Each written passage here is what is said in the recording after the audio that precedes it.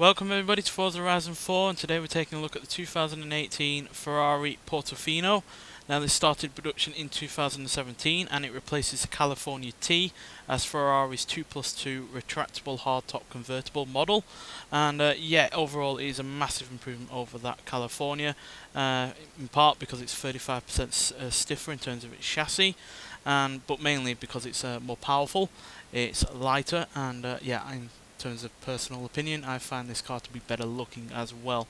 Not perfect in terms of looks though, because I do find that grille to be a bit like make it look a bit like it's smiling a bit much, and with those headlights it does look a bit smug in parts, but side profile is great and the rear is a lot better than the California, even though I don't really like the way that black bumper there is sticking out a bit too much from the body.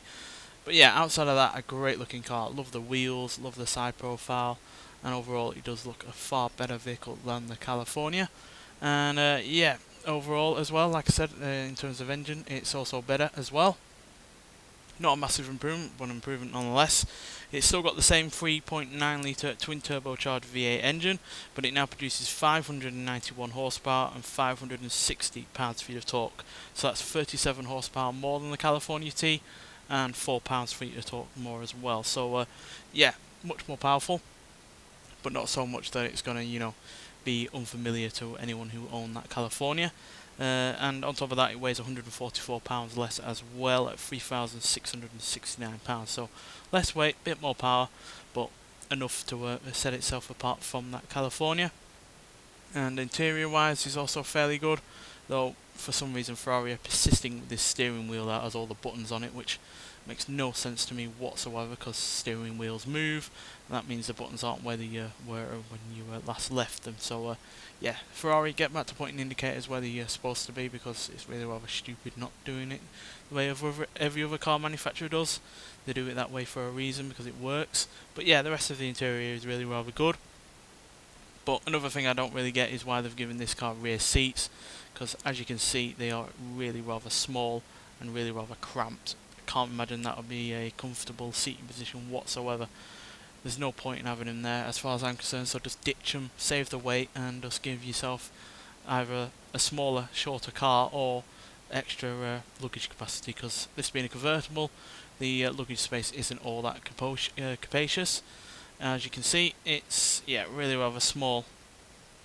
Luggage can only go under that black shelf bit there, can't go on top, otherwise it would get crushed by the roof. So yeah, not a massive boot, and yeah, like I said, if they got rid of those rear seats you could have a rear compartment there to make up for the space, but unfortunately I haven't. But yeah, top up or top down, this car looks absolutely glorious. And yeah, this is even going to be the basis for the upcoming Ferrari Roma, which is basically a coupe version of this. Different looks, slightly more powerful and a slightly more hardcore version of this. But yeah, the fact that this is being the basis for a more track orientated vehicle is a great sign of how much engineering has gone into this vehicle. And yeah, overall it is a solid balance between Grand Tourer and sports car. But to see how much of a balance it's set, let's get out onto the open road and see just what it can do. So luckily this car in this game has been set to be drivable with the top down all the time, which is always a good thing. Hate it when convertibles are not given the option to have the top down. And yeah, it's easily one of my favourite modern day Ferraris. It's got the looks pretty much right, and like I said earlier, it's got the balance between being a sports car and a Grand Tourer bang on, quite frankly, because it's got all the power that you could need, it's got plenty of acceleration, it's also well balanced in terms of handling, and it sounds really rather good as well. It's a little bit muted with those turbochargers on top, but there is a glorious sounding V8 in there somewhere, and as soon as you tune yourself into hearing that, then you can never stop hearing it. And yeah, it's classic sounding Ferrari V8 to be honest. And yeah, it really doesn't disappoint in terms of speed either. 0 to 60 in 3.313 seconds, 0 to 100 in 7.4 seconds, and it going to a theoretical top speed of 199 miles an hour. Though this being a game, it can actually get up to about 213. So yeah, really rather glorious amount of speed there. And in comparison to the Ferrari California T, that could manage 0 to 60 in 3.493 seconds, so this is just under 2.2 of a second quicker to 60. That could manage 0 to 60 in 7.814 seconds, so this is just over 0.4 of a second quicker to 100, and that could also manage 199 miles an hour, so not technically quicker at the top end, but yeah, certainly quick enough in terms of acceleration over that vehicle. And yeah, like I said, it's also a far better looking vehicle, but again, that's just my opinion. But the handling is certainly better, and it just has a nicer feel to it. I didn't think that California got the sport aspect of the car down right. It didn't feel quite as sharp as this, and certainly didn't feel quite as responsive in terms of, you know, handling and yeah, general performance. So yeah, it's a cracking vehicle all around, and I really do like it. I am looking forward to seeing, well, if it comes into the game that is, or at least a future Forza game, what the Ferrari Rome is going to be like, considering that is based on this but has more power and less weight.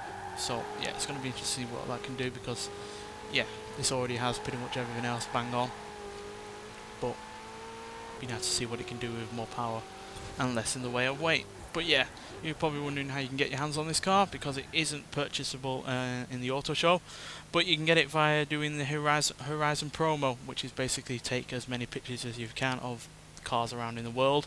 You only have to take 100 pictures, well, capture 100 different unique cars, should I say.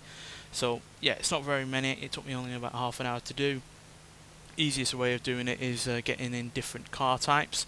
So obviously there's a modern sports cars or your retro sports cars and the like. Get in a car of each different type and just go on a race, and yeah, take a picture at the start line, and you can get as many cars as you can in one go.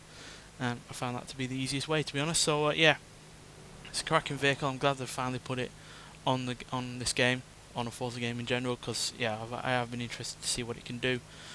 Does have a bit of a problem with the price in real life, being an supposed entry-level Ferrari. It can cost around $250,000, which is a hell of a lot. But in terms of this game, it is glorious, and yeah, well worth your time in terms of getting it via doing the Horizon promo. So yeah, get out there, take some pictures, and enjoy yourself a nice Ferrari. Nonetheless, thanks for watching, and I'll see you in the next one. Bye.